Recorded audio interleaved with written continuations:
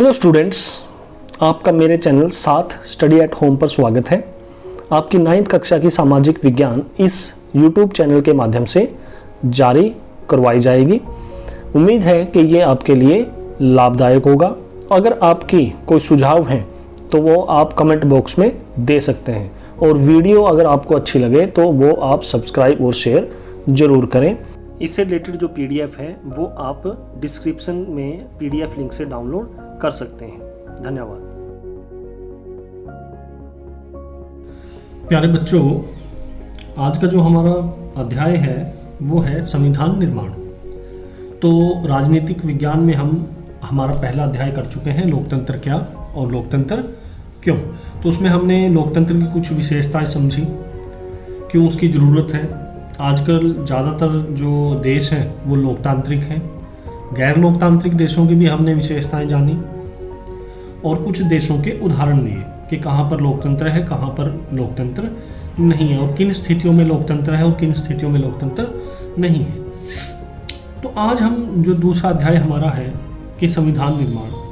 तो लोकतंत्र को सफल तभी बनाया जा सकता है जब वहाँ पर उस देश में संविधान हो। अगर संविधान नहीं होगा तो लोकतंत्र ज़्यादा दिनों तक नहीं टिक पाएगा। तो संविधान का जो निर्माण है वो जरूरी है। अब संविधान का निर्माण कैसे होता है, इसकी ज़रूरत क्यों है, अलग अलग देशों के जो अनुभव हैं वो कैसे रहे, और संविधान में किन किन बातों को जोड़ा जाता है, ये सारा हम इस अध्याय में करेंगे। इस अध्याय में जो शुरुआत की गई है वो की गई है साउथ अफ्रीका से, कि पहले साउथ अफ्रीका का अनुभव लिया गया है संविधान निर्माण में, और क्यों लिया गया है वो अभी हम देखेंगे, समझेंगे। तो साउथ अफ्रीका आपको पता है एक देश है। अफ्रीका जो कॉन्टिनेंट है हमारा विश्व का, तो अफ्रीका महाद्वीप में साउथ अफ्रीका एक देश है। तो जैसे भारत अंग्रेजों का गुलाम था, ठीक है, अंग्रेजों का राज था भारत के ऊपर, ऐसे ही साउथ अफ्रीका में भी गोरों का राज था। लेकिन 1948 में अंग्रेजों से साउथ अफ्रीका को मुक्ति मिली, यानी कि 1948 में ये देश आज़ाद हो गया भारत की तरह, जैसे 1947 में भारत हुआ। लेकिन आज़ाद होने के बाद भी ये सही मायने में आज़ाद नहीं हो पाया। क्यों नहीं हो पाया उसको हम देखते हैं। जैसे ही 1948 में ये ब्रिटिश सरकार से आज़ाद हुआ, तो यहाँ पर जो अल्पसंख्यक थे, ठीक है, जो सिर्फ 1/3 थे या उससे भी कम गोरे जिनको बोलते हैं, ठीक है, तो उन्होंने इस शासन व्यवस्था पर अपना कब्जा कर लिया। और जो बहुसंख्यक थे 2/3 या उससे भी ज़्यादा, ठीक है, तो उनको उन्होंने अपने जो शासन था उसके जुल्मों के नीचे दबा लिया। उन्होंने ऐसा एक शासन बनाया, एक ऐसा उन्होंने शासन व्यवस्था लागू की कि जिसमें गोरों को प्राथमिकता दी गई और जो काले लोग थे उनकी अनदेखी की गई। यहाँ पर मैं आपको पढ़ के सुनाता हूँ। यहाँ पर एक साइन बोर्ड लगा हुआ है। नेटिव्स यानी कि जो वहाँ शुरुआत से रह रहे हैं काले लोग, जिनको अश्वेत बोला जाता है, native Indians and colour reds, ठीक है ना, जो वहाँ पर हैं इंडियंस हैं और जिनका कलर लाल है। If you enter these premises at night you will be listed as missing. अगर तुम यहाँ पर आए, जो गोरों का इलाका है या जो बिल्डिंग्स हैं, क्लब्स हैं, ठीक है ना, नाइट क्लब्स, वहाँ पर अगर कोई काला आ गया इनमें से, नेटिव्स, इंडियंस और कलर रेड कलर वालों में से, तो वो मिसिंग माने जाएंगे। Armed guards shoot on site, उन्हें देखते ही गोली मार दी जाएगी। सैवेज डॉग्स डेवोर द कॉर्प्स, यानी कि जो भूखे कुत्ते हैं, ठीक है, वो उनके शवों को खा जाएंगे, नोच डालेंगे। इस प्रकार की वार्निंग्स वहाँ पर जो क्लब्स थे, बिल्डिंग्स थी और जो गोरों के इलाके थे, वहाँ पर इस प्रकार की वार्निंग्स वहाँ पर लगी होती थी। और वहाँ पर काला गोरों के इलाके में तभी जा सकता था जब उसके पास परमिट हो काम करने का परमिट हो या जाने का परमिट हो। ऐसे ही गोरों के बसों में, होटल्स में, रेस्टोरेंट्स में, और जो समुद्र पर बीच थे वो भी गोरों और कालों के अलग अलग थे। गोरों और कालों की बसें अलग अलग थी। तो कोई काला जो व्यक्ति है अश्वेत, वो गोरों की बस में नहीं चढ़ सकता था। तो इस प्रकार से वहाँ पर भेदभाव किया जा रहा था, जिसके खिलाफ 1950 से संघर्ष शुरू हुआ और ये जाकर ख़त्म हुआ 1994 में। तो इतने साल संघर्ष चला। और इस संघर्ष, अब जो ये संघर्ष था, ठीक है, ये सिर्फ किसके, कालों के खिलाफ, गोरों के खिलाफ नहीं था, ठीक है। ये क्या था, उस शासन व्यवस्था के खिलाफ था जो कि दो लोगों के बीच में भेदभाव कर रही थी, ठीक है। तो वहां पर रंग भेद की नीति थी, यानी कि चमड़ी के कलर के आधार पर लोगों के बीच में भेदभाव किया जा रहा था।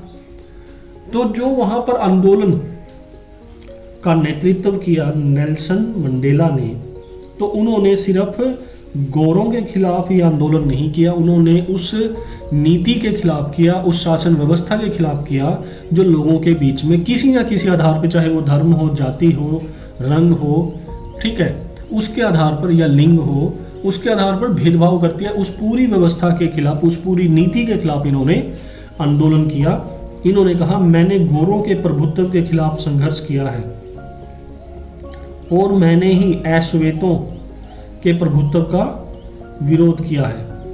मैंने एक ऐसे लोकतांत्रिक और स्वतंत्र समाज की कामना की है जिसमें सभी लोग पूरे मेल जोल के साथ रहें और सबको समान अवसर उपलब्ध हों। मैं इसी आदर्श के लिए जीवित रहना और इसे पाना चाहता हूँ और अगर ज़रूरत पड़ी तो इसी आदर्श के लिए मैं अपनी जान भी देने के लिए तैयार हूँ। तो अब इसने क्या किया, इसने सिर्फ गोरों के खिलाफ नहीं किया, इसने अश्वेतों के खिलाफ, कि कल को ऐसा ना हो कि गोरों से तो फिर मुक्ति मिल जाए और जो श्वेत हैं, जो बहुसंख्यक हैं, वो फिर गोरों के ऊपर अपना प्रभुत्व जमा लें। इन्होंने ऐसी कल्पना नहीं की। इन्होंने ऐसी कल्पना की कि कल को अगर गोरों का राज खत्म होता है, प्रभुत्व खत्म होता है, तो तब भी श्वेतों को, गोरों को समान अधिकार मिलने चाहिए।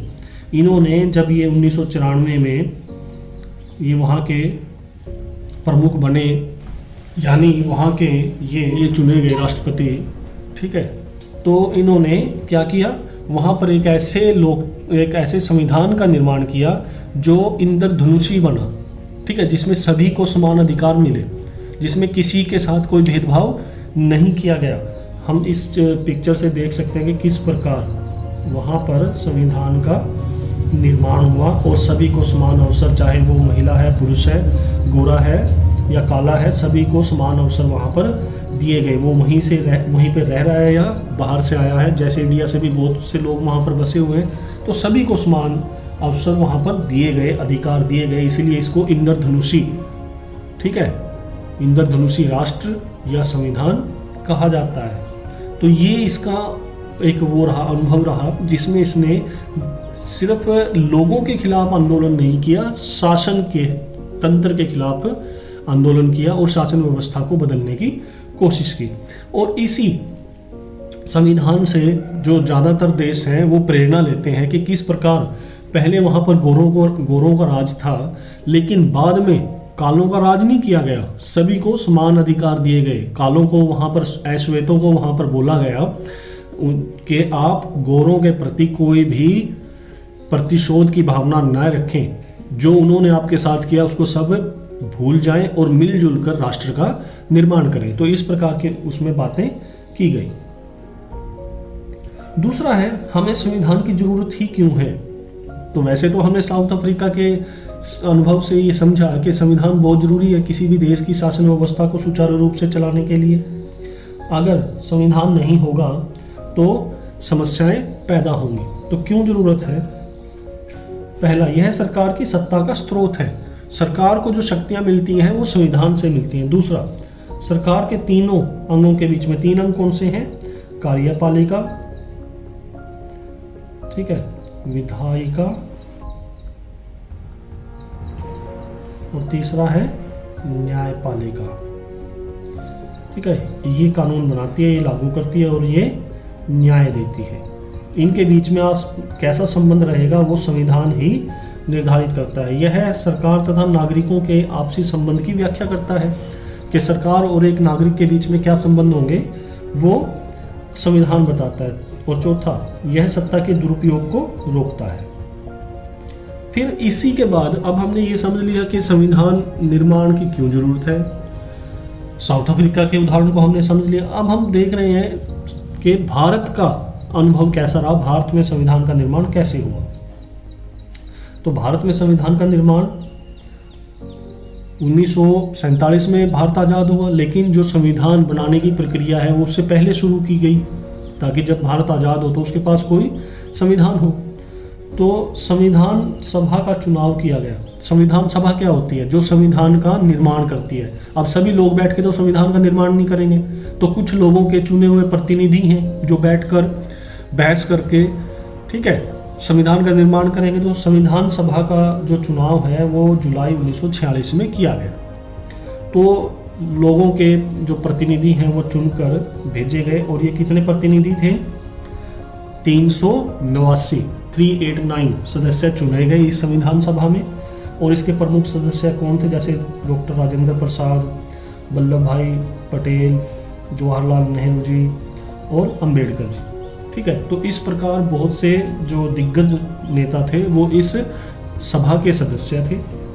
लेकिन जब भारत और पाकिस्तान अलग होने की बात चली तो इस संविधान सभा को भी दो भागों में बांट दिया गया। उसके बाद जो भारत की संविधान सभा के सदस्य थे वो कितने थे? 299, ये भारत की, और जो बाकी सदस्य जो बचे वो पाकिस्तान की संविधान सभा में चले गए।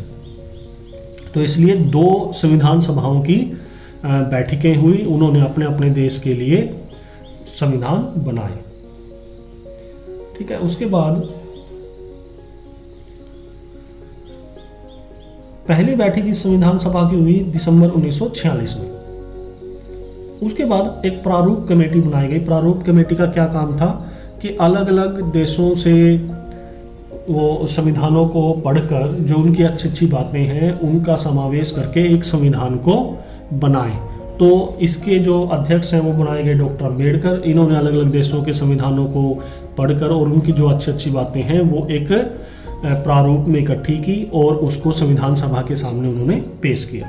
और इस पूरी बहस में, उसके ऊपर सोच विचार में 2 वर्ष 11 माह और 18 दिन का समय लगा, और अंत में संविधान पारित और लागू किया गया।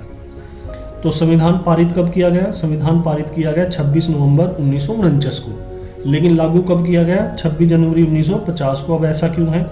क्योंकि जब 1929 में लाहौर अधिवेशन हुआ कांग्रेस का, तो कांग्रेस के लाहौर अधिवेशन की अध्यक्षता की जवाहरलाल नेहरू ने।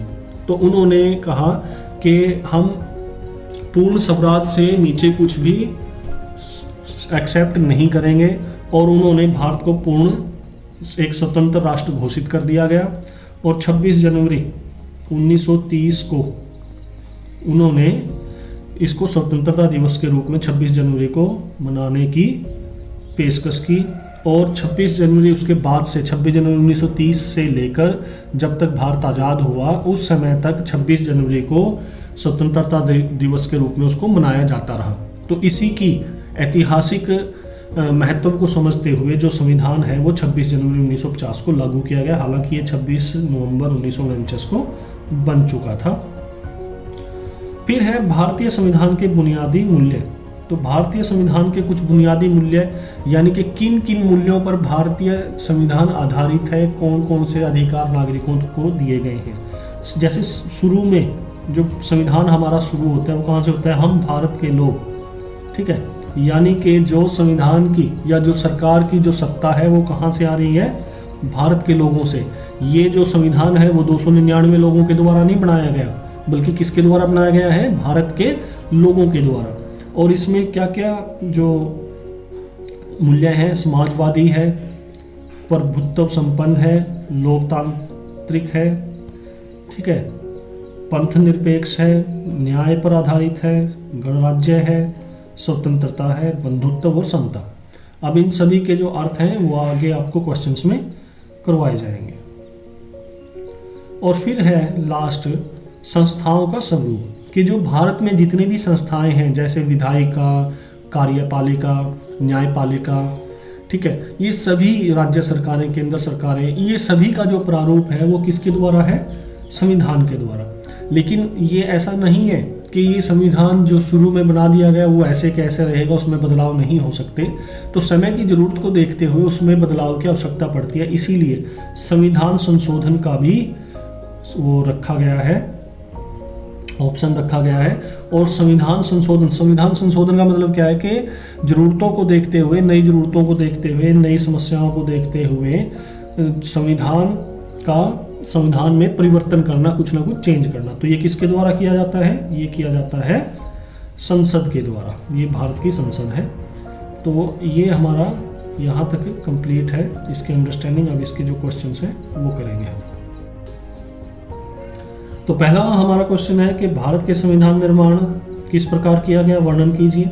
तो आपको बताया था, चुने हुए जनप्रतिनिधि जो सभा संविधान नामक विशाल दस्तावेज को लिखने का काम करती है उसको क्या कहते हैं हम? संविधान सभा। अब इसका जो चुनाव है आपको डिस्कशन के दौरान बताया था, जुलाई 1946 में चुनाव हुए, 389 सदस्यों को चुना गया। इसमें प्रमुख नेता आपको बताए थे, ठीक है।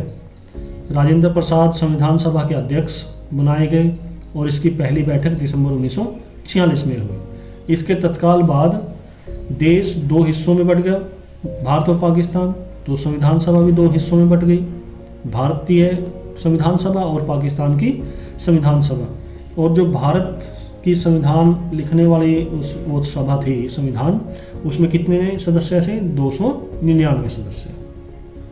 उसके बाद दूसरा जो काम था, सबसे पहले कुछ मौलिक सिद्धांत तय किए गए। मौलिक सिद्धांत कैसे हैं भी? हमें अपने संविधान को बनाते हुए किन किन बातों को ध्यान रखना है और किन किन मूल्यों को इसमें शामिल करना है, उन पर सबकी सहमति बनाई गई। इसके बाद प्रारूप समिति नियुक्त की गई और इसके अध्यक्ष कौन बनाए गए? डॉक्टर भीमराव अंबेडकर। तो भीमराव अंबेडकर जी का संविधान बनाने में बहुत महत्वपूर्ण योगदान रहा। उन्होंने चर्चा के लिए एक प्रारूप संविधान बनाया।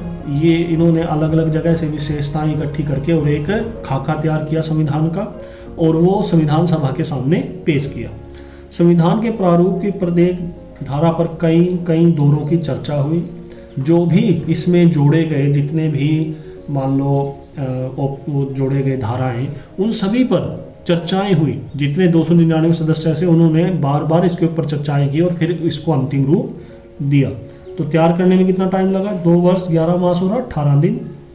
26 नवंबर को ये पास हो गया और 1949 को, और 26 जनवरी 1950 को लागू किया गया। क्यों किया गया आपको बताया था, ठीक है, कि 1929 में लाहौर अधिवेशन में भारत को पूर्ण स्वराज का दर्जा प्रदान किया गया। जवाहरलाल नेहरू जी ने उसकी अध्यक्षता की थी उस अधिवेशन की, और 26 जनवरी 1930 को स्वतंत्रता दिवस के रूप में मनाने को मंजूरी दी गई। और उसी समय से 26 जनवरी को स्वतंत्रता दिवस के रूप में हम मना रहे थे, ठीक है, जब तक हमें आज़ादी मिले। तो इसलिए उसके ऐतिहासिक महत्व को देखते हुए 26 जनवरी 1950 को इसको लागू किया गया। तो ये इसमें यही बताया गया क्यों लागू किया गया, ठीक है। 31 दिसंबर 1929 को लाहौर अधिवेशन में पूर्ण स्वतंत्रता का प्रस्ताव। और उसके बाद दूसरा प्रश्न हमारा है, भारतीय संविधान की प्रस्तावना किन आदर्शों पर बल दिया गया है? यानी कि जो प्रस्तावना है, प्रस्तावना क्या होती है? जो किसी संविधान की मूल भावना को प्रकट करने के लिए शुरू में जोड़ी जाती है, जो उसके मूल्यों को बताती है, सारे संविधान में क्या दिया गया है, ठीक है ना। उसकी डिटेल तो आगे संविधान में मिलेगी अनुच्छेदों में, लेकिन जैसे पुस्तक से पहले एक पेज जोड़ दिया जाता है ना, जिसमें पुस्तक के बारे में सारा कुछ एक मोटा मोटा सा बताया जाता है कि इसमें क्या क्या हो सकता है। तो ये भी उसी तरीके से प्रस्तावना। तो इसमें किन किन मूल्यों पर जोर दिया गया है? पहला, अब मैंने आपको बताया था जो कुछ भारतीय संविधान के मूल्य के आपको क्वेश्चन के दौरान बताएंगे। तो पहला है प्रभुत्व संपन्न। इसका अर्थ है पूर्ण रूपेण स्वतंत्र, कि हम पूर्ण रूप से स्वतंत्र थे। हम अपने फैसले अपने आप ले सकते हैं, अर्थात जिस राज्य के लोगों को अपने फैसले लेने का अधिकार हो। हमें अपने फैसले लेने के लिए किसी दूसरे से सहमति लेने की आवश्यकता नहीं है। दूसरा मूल्य हमारा है समाजवादी। तो समाजवादी का मतलब क्या है कि ऐसा समाज जिसमें सभी उत्पादन के साधनों और वितरण के साधनों पर सभी समाज के सभी वर्गों का समान अधिकार हो। ऐसा नहीं है कि कुछ राजा हैं तो उन्हीं का अधिकार है और प्रजा का नहीं है। सभी, चाहे कोई अमीर है चाहे गरीब है, उन पर सभी लोगों का अधिकार है और जो सरकार काम करेगी वो लोगों के हित के लिए करेगी। पंथ निरपेक्ष कि सभी धर्मों को सरकार समान आदर देगी और भारत का कोई राष्ट्रीय धर्म नहीं है, कोई भी व्यक्ति कोई भी धर्म अपना सकता है। लोकतंत्रात्मक, ऐसा राज्य है जिसमें लोग स्वयं अपने शासकों का चुनाव करते हैं, यानी कि जो लोग हैं वो अपने प्रतिनिधियों को चुनकर भेजते हैं और वो उनके आधार पर सरकार को चलाते हैं, यानी कि लोगों का तंत्र, लोगों का शासन। गणराज्य, गणराज्य का मतलब है कि शासन का प्रमुख लोगों द्वारा चुना होता है। देश का प्रमुख किसी राजवंश या राजा के खानदान का नहीं होता। अब जैसे हमारे देश का जो प्रमुख है वो कौन है? राष्ट्रपति।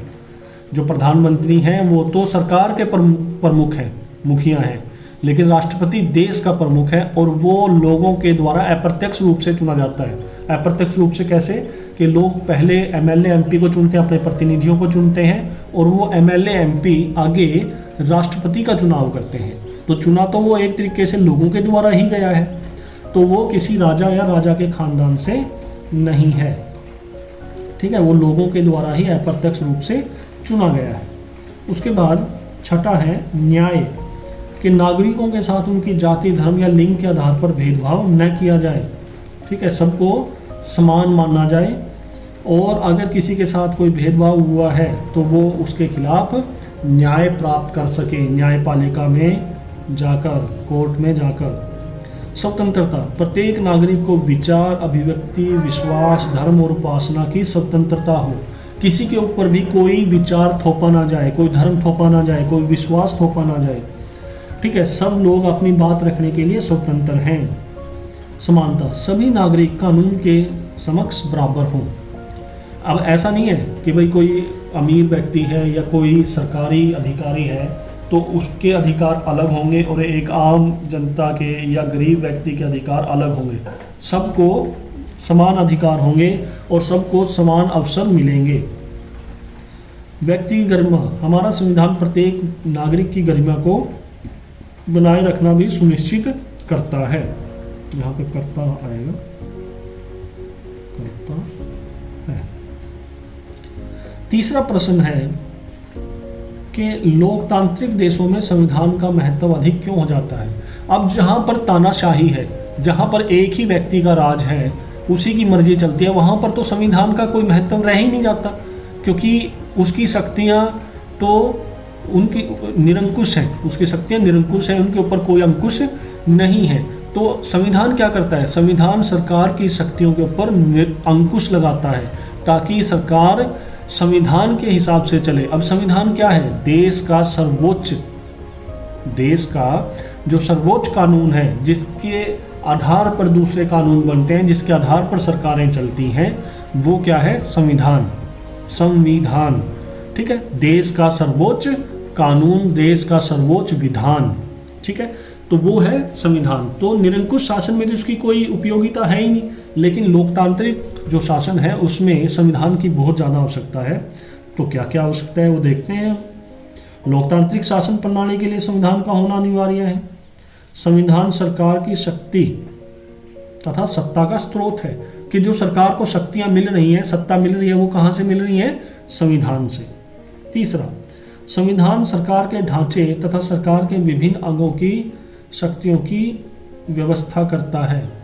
जो सरकार का ढांचा होगा, न्यायपालिका, कार्यपालिका, ठीक है, और विधायिका, तो उन सब के बीच में क्या संबंध होंगे, उनका ढांचा कैसा होगा, सरकार का ढांचा कैसा होगा, ठीक है ना, कैसे डिपार्टमेंट बनेंगे, कैसे सरकार बनेगी, इस सारी चीज़ों का जो निर्धारण है वो संविधान द्वारा ही किया जाता है। चौथा, संविधान सरकार के विभिन्न अंगों में के पारस्परिक संबंध को भी निर्धारित करता है, कि वो जो अंग हैं अलग अलग वो किस प्रकार से एक दूसरे के साथ व्यवहार करेंगे। 5वां, संविधान सरकार और नागरिकों के संबंधों को निर्धारित करता है। संविधान सरकार की शक्तियों पर सीमाएं लगाता है। संविधान सर्वोच्च कानून है जिसके द्वारा समाज के विभिन्न वर्गों में समन्वय किया जाता है। उसके बाद है चौथा प्रश्न, संविधान की प्रस्तावना का महत्व। अब एक शब्द ऊपर आया था प्रस्तावना, मैंने आपको तब समझाया था, यहाँ पर उसके ऊपर एक प्रश्न ही बनाया है। प्रस्तावना होती क्या है? संविधान के प्रारंभ में दिए गए विचार जिनमें उन आदर्शों, सिद्धांतों एवं उत्तरदायित्वों का वर्णन मिलता है जिन पर हमारा संविधान आधारित है। तो इसका महत्व क्या है? प्रस्तावना संविधान की आत्मा का दर्पण है। आप अगर पहला ही पेज पढ़ लेंगे तो आपको ये पता चल जाएगा कि इस संविधान में किन किन चीज़ों का समावेश हो सकता है, किन किन मूल्यों पर इसमें जोर दिया गया है या शामिल किया गया है। दूसरा, जब संविधान की कोई धारा संदिग्ध या अस्पष्ट हो तो न्यायालय उसकी व्याख्या करते समय प्रस्तावना की सहायता ले सकते हैं। अब कोर्ट में कोई मामला पहुंच जाए और वो अनुच्छेद से उसका समाधान ना निकल पा रहा हो तो न्यायालय क्या करेगा? पहला पेज देखेगा, वो प्रस्तावना देखेगा कि इसमें किन मूल्यों को रखा गया है, सोच क्या रही बनाने वालों की, तो उस सोच के आधार पर वो उस के बारे में फैसला लेते हैं। प्रस्तावना संविधान निर्माताओं के मन की कुंजी है, उनका मन बता रहा है वो कि वो क्या इस संविधान में लिखना चाहते थे, क्या वो देश के लिए किस प्रकार की शासन व्यवस्था को वो लागू करना चाहते थे। प्रस्तावना संविधान का अभिन्न अंग है जो संविधान के मौलिक ढांचे को व्यक्त करती है। उसके बाद लास्ट क्वेश्चन हमारा है, रंग भेद से क्या अभिप्राय है? विश्व के किस देश में रंग भेद की नीति अपनाई हुई थी? रंग भेद की नीति के अनुसार दक्षिण अफ्रीका की सरकार ने कौन सी दमनकारी नीतियां अपनाई? तो रंग भेद की नीति आपको बताई थी, लोगों के बीच चमड़ी के आधार पर भेदभाव करना रंग भेद की नीति कहलाता है। दक्षिण अफ्रीका के जो स्थानीय लोग थे उनकी चमड़ी का रंग क्या था? काला, और उन्हें क्या कहा जाता था? अश्वेत। तो दक्षिण अफ्रीका के अल्पसंख्यक गोरी सरकार ने यह नीति अपनाई हुई थी। तो इस नीति के अनुसार गोरी सरकार क्या क्या करती थी वो देखते हैं। पहला, अश्वेतों को गोरों की बस्तियों में रहने और बसने की आज्ञा न थी। परमिट होने पर ही वे वहां जाकर काम कर सकते थे। अश्वेतों के लिए रेलगाड़ी, बस, टैक्सी, होटल, अस्पताल, स्कूल और कॉलेज, पुस्तकालय, सिनेमाघर, समुद्र तट और सार्वजनिक शौचालय अलग थे।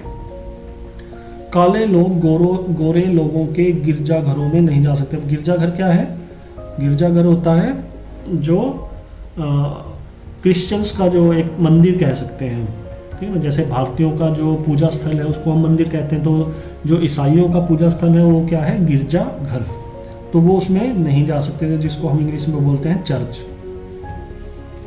और चौथा है, अश्वेतों को संगठन बनाने और इस भेदभाव पूर्ण व्यवहार के विरोध करने का भी अधिकार नहीं था। मान लो जो उनके साथ घटित हो रहा था वो उसको विरोध भी नहीं कर सकते थे, उनके पास वो चीज़ का भी अधिकार नहीं था। तो इसलिए हम समझ सकते हैं कि संविधान का कितना ज़्यादा महत्व होता है कि उस संविधान को बदलकर ही साउथ अफ्रीका में परिवर्तन लाए गए। तो ये यहाँ पर आपका जो आज का सेशन है यहीं कंप्लीट होता है।